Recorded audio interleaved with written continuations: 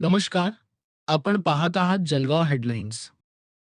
जळगाव स्थानिक प्राधिकरण मतदारसंघाच्या विधान परिषद निवडणुकीच्या पार्श्वभूमीवर महायुतीने आपली ताकद दाखवण्यास सुरुवात केली आहे.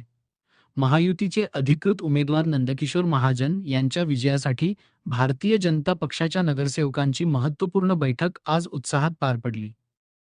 या बैठकीत आमदार राजूमामा भोळे, आमदार मंगेश चव्हाण, महापौर दीपमाला काळे, महानगर जिल्हाध्यक्ष दीपक सूर्यवंशी यांच्यासह भाजपाचे अनेक पदाधिकारी आणि नगरसेवक उपस्थित होते.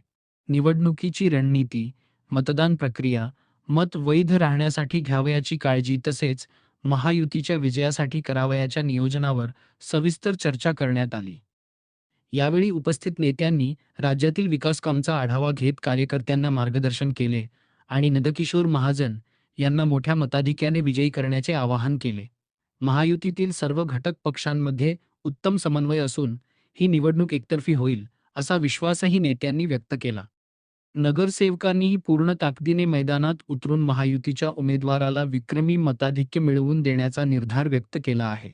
त्यामुळे जळगावच्या विधान परिषद निवडणुकीत महायुतीची बाजू अधिक मजबूत झाल्याचे चित्र पाहायला मिळत